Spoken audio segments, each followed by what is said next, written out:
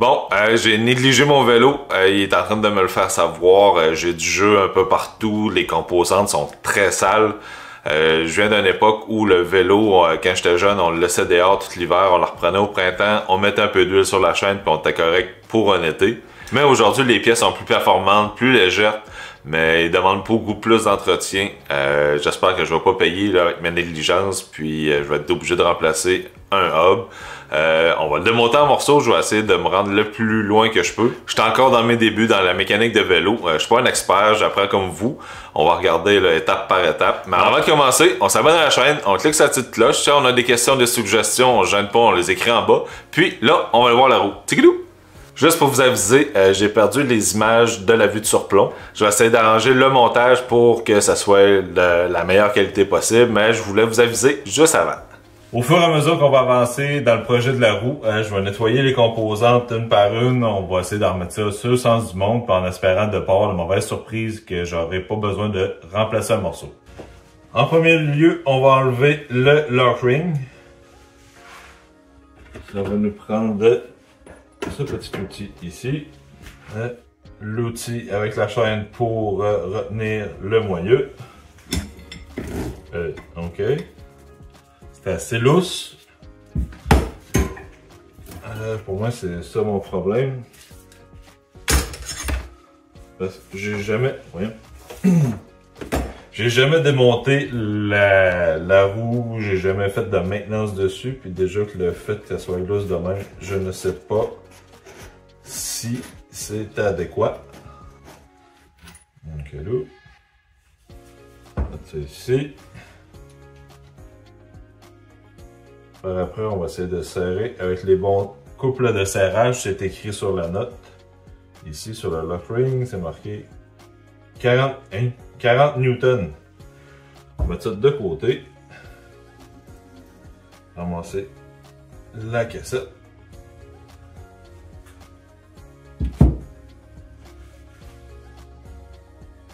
Le A a pas de jeu, mais ici, on l'entend, ça flacote. Fait que on va essayer de trouver une façon de démonter ça. Oh, un autre morceau ici. On va mettre ça avec les autres. Avant de tout défaire, prenez donc une photo, ça va vous aider là, au remontage pour savoir un peu dans quel ordre on s'en va. Là ici, est-ce que j'ai l'autre bord?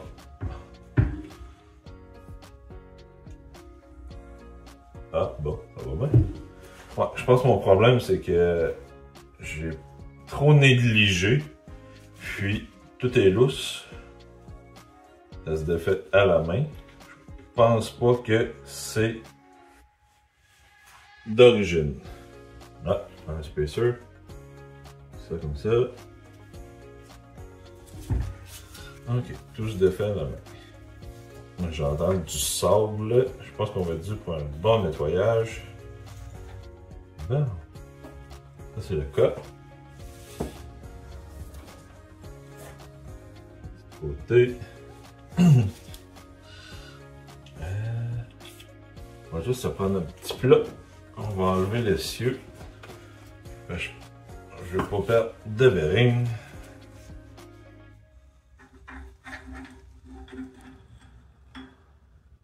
Voilà, l'autre partie.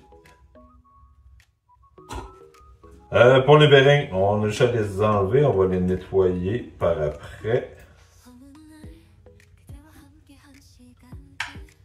Oups. C'est pour ça qu'il y a un petit plat en dessous. Il y en a qui tombent. Ah. Et voilà. Mettre ça de côté.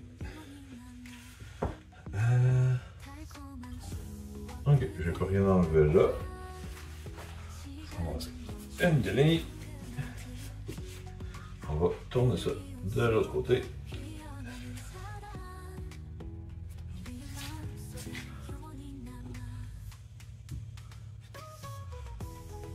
On fait attention au disque pour pas le briser. Bon, on va voir si on peut enlever ça. Oh, le cil s'enlève très bien.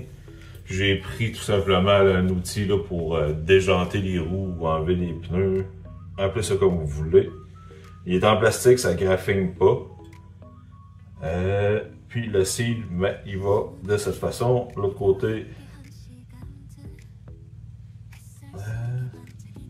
il est comme fait en cône. Fait qu'on va prendre la pointe, la lèvre qui s'en va vers l'extérieur, on va la mettre par en haut.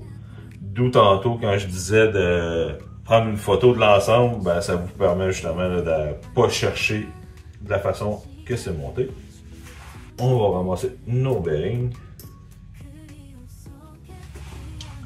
S'assurer qu'il ne reste pas. Je crois qu'il y en a un qui est tombé dedans.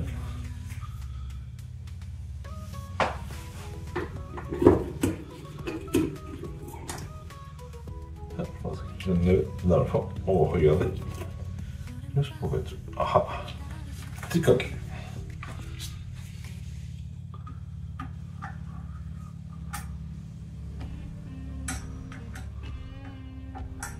Donc là,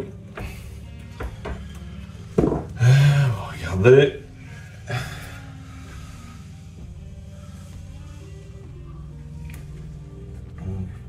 Ça a l'air pas si mal. On va inspecter nos pièces pour être sûr que tout est correct. On va mettre la roue de côté. Je sais pas si on va être capable de bien voir, mais les bearings sont différents d'un côté et de l'autre. Faut juste pas les mélanger. Les gros étaient du côté du frein, puis les plus petits sont du côté de la cassette. On va s'assurer de pas rien perdre.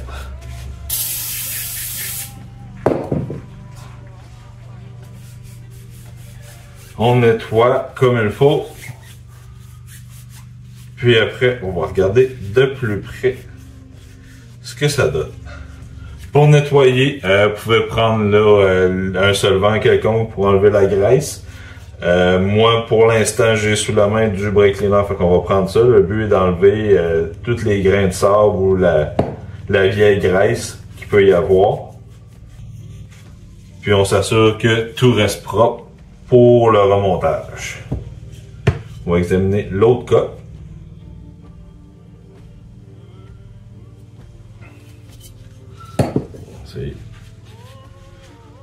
Ici, on voit où les roulements à billes ont passé.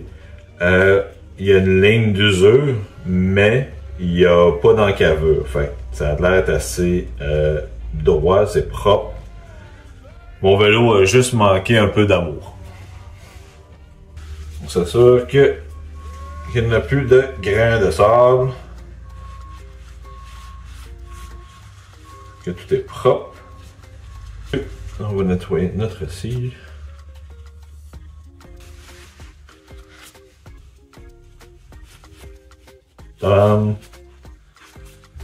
C'est réglé.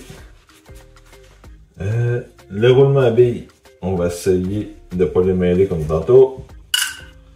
Mettre dans un plat.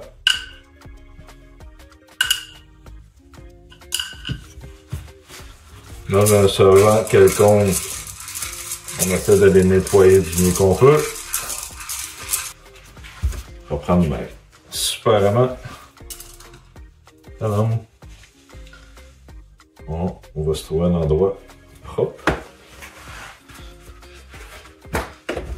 Et les roulements, on va les déposer ici. Oups, non, il y a deux.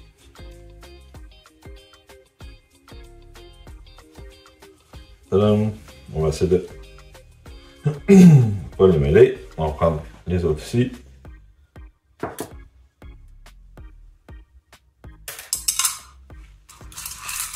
On s'assure que vraiment que tout soit propre, dégraissé, qu'il n'y ait pas de contaminants. Si on remet des billes avec des restants de graisse contaminés, avec du sable ou des composantes quelconques, ben, ça va rien donner notre ménage. Nos billes sont propres, sont séchées. On s'assure de ne pas les mêler. On va essayer de nettoyer le lock ring. On va réutiliser ce qu'il nous reste.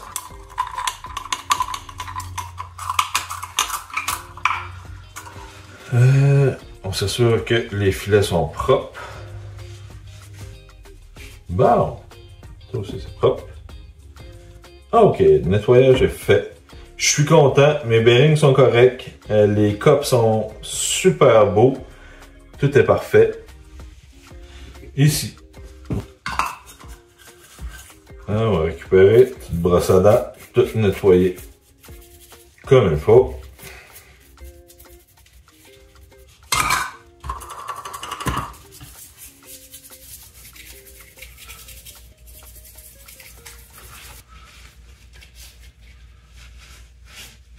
Ok, ça ici.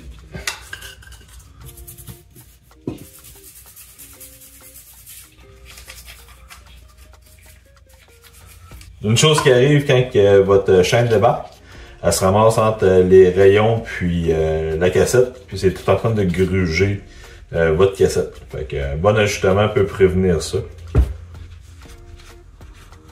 Bam! Ok, on a fait la vaisselle. Lui, on va se rappeler qu'il vient en arrière. Puis pour les gears, faites-vous-en pas, là, il y a une place, peu importe là, si vous les avez déplacés, il y a juste un endroit qui peuvent embarquer sur le hub. Vous ne pouvez pas vous tromper. On tasse une autre chose ici. On va revenir à notre roue. Parce qu'il faut la nettoyer elle aussi. Il est peut-être bon d'enlever le disque juste pour être sûr là, de ne pas rien contaminer ou pas rien briser. Moi, j'essaie de le déposer à plat, puis à la fin, je vais le nettoyer comme il faut. On va nettoyer. Moi, je vais juste prendre un linge pour nettoyer le tout.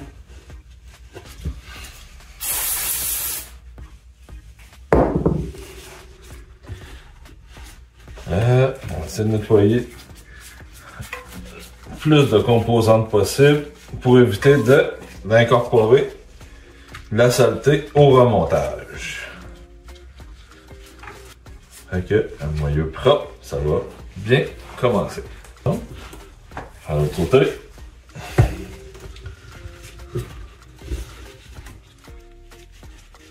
Bon. Fait qu'on est prêt pour le remontage. Mes portées de bearing sont propres. Selon moi, il n'y a pas eu de dommages. Je crois que c'était juste tout lousse. Puis lui aussi, il est propre. Tout est nettoyé, c'est solide. Il n'y a plus de sable. On a nettoyé l'intérieur, l'extérieur. Fait qu'on va être prêt pour remonter. On fait les étapes inverses pour le remontage. Pour l'instant, je prends de la graisse à bearing standard. J'ai pas de graisse pour les bearings de vélo. Je sais pas s'il y a une marque en particulier. Je vais me débrouiller avec les produits que j'ai sous la main. Tranquillement, pas vite, là, je suis en train de me faire une garde-robe pour le vélo. Mais pour l'instant, on va utiliser ce que j'ai disponible. Le but est que ça fonctionne bien puis que ça soit solide. On fait juste mettre un peu de graisse sur les parois. Le but est de faire coller les billes.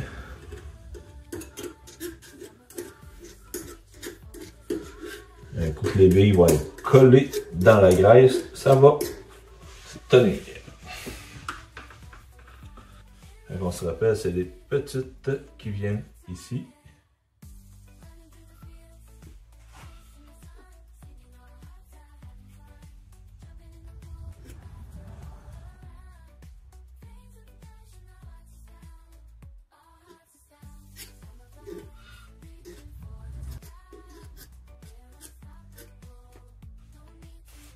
Et la dernière.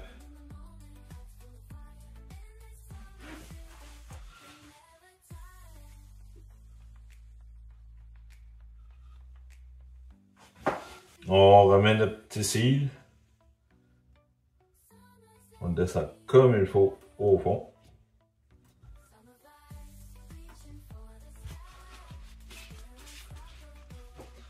On met notre essieu. On tourne pour être sûr que tout va bien. On le tient par en dessous. On tourne la roue. Et voilà. On va être prêt à faire l'autre roulement. Le roulement à billes, j'ai deux grosseurs. Côté du frein, il était plus gros. Alors, je les avais bien séparés au démontage. On s'assure de bien les monter dans la graisse.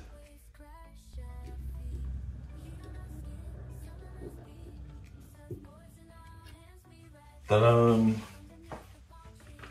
On va prendre notre cope et on fait juste le visser en espérant de pouvoir placer les roulements en même temps. Et voilà, quand on pense qu'on est rendu au bout, on tourne un peu. S'assure que le tout se place bien. On ne serre pas trop fort parce que c'est des roulements en cône, cup and cone qu'on appelle. Alors, plus qu'on va serrer, plus qu'on va les écraser. Puis, ça va être trop dur. Là, on va mettre la petite cale d'espacement. Oups! La petite cale pour l'espacement. On va mettre le verrou. Mettre sur le bon bord. Des petites roues dentelées vers l'extérieur. Bon. Là, c'est une partie de essai-erreur. On s'ajuste. Si c'est trop serré, on enlève. On fait juste lousser. Si c'est trop serré, on va sentir les roulements sur les portées de bearing. Okay. On va juste enlever une tension. Mais on ne doit pas sentir l'essieu flacoter. Ok, un coup qu'on a statué que c'était la bonne tension, on serre du mieux qu'on peut.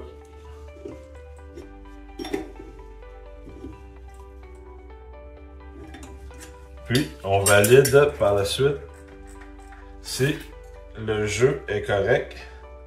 Ah non, on entend ici. On va juste se lousser. Regardez, je suis vraiment trop lousse.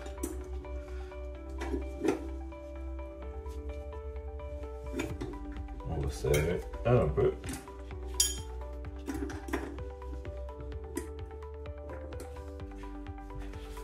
On fait tourner un peu. Oh, je pense que j'ai trop serré. C'est vraiment là, une game de essai-erreur. Puis, on s'ajuste au fur et à mesure.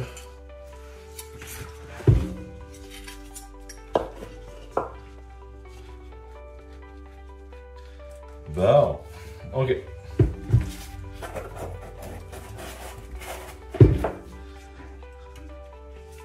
Là, on va juste...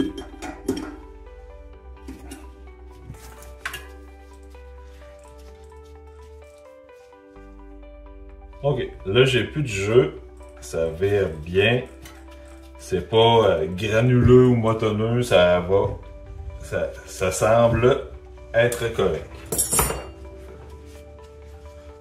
Pour le remontage, comme, c'est vrai, on met notre première cale d'épaisseur, puis vous allez voir là, il y a juste une place que tout s'enligne bien. Il y a une gear, une spline, une coche qui est moins grosse que les autres. Puis, on va fitter avec les autres ici.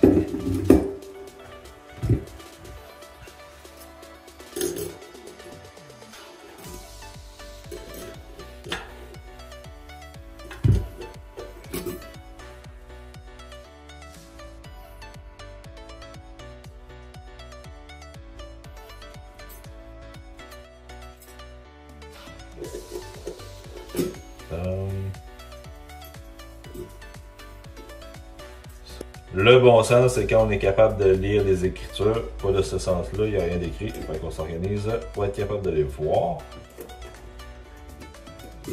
Ça. Des fois, on ne sait pas sous quel sens on va mettre la dernière gear. Tout simplement qu'il y a comme un stopper pour les splines qui sont ici. Il y a comme la fin des splines qui est là. Puis les petites coches pour le lock ring qui est pareil de l'autre côté, qui fait que ça va verrouiller ensemble. Fait que la gear va, les petites dents vont par en haut. Comme ça. On prend notre outil, on fait sauter une dent, puis on revient. Comme ça, on est sûr. Le torque, c'est pour la bague extérieure, c'est 40 Newton. Ça fait quand même une bonne force.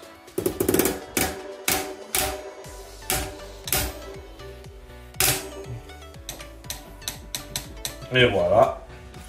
Bon, je viens de rester à 40 Newton. On est loin de ce que c'était tantôt. J'ai réussi à le dévisser au départ là, à la main. Je ne sais pas si l'image était bonne là, lorsque je l'ai démonté, mais vraiment 40 Newton, on est loin de ça. On était loin de ça au départ. Les gears ont vraiment meilleure allure. Je pense que ça va donner un coup de main. Ça roule bien, c'est propre. L'entretien est complété. Il reste juste à nettoyer le frein à l'arrière. On va nettoyer le frein. Un peu les parois ici pour rien contaminer. Et voilà. Donc, pas plus compliqué que ça. Bon, plus de peur que de mal, je pensais que j'avais de quoi de briser dans mon moyeu, mais tout simplement c'était de la négligence de ma part. Je l'avais mal entretenu mon vélo, puis il me l'a fait savoir. C'était juste des choses qui étaient lousses, besoin d'un ajustement. On a tout démonté, nettoyé, puis remonté selon les bons couples de serrage, bien ajusté. Il n'y a plus de lousse. Ça roule bien, ça frotte plus, c'est vraiment, je suis satisfait du résultat. Donc c'est déjà tout pour nous aujourd'hui, j'espère que vous avez apprécié. Je suis pas un expert, je m'amuse à faire de la mécanique sur mon vélo, puis vous faire découvrir un peu comment ça fonctionne. Si vous avez des commentaires, des suggestions, je ne vous pas, laissez-les en bas. On fait attention à nous autres, on s'abonne à la chaîne, puis on se dit à la prochaine. Bye!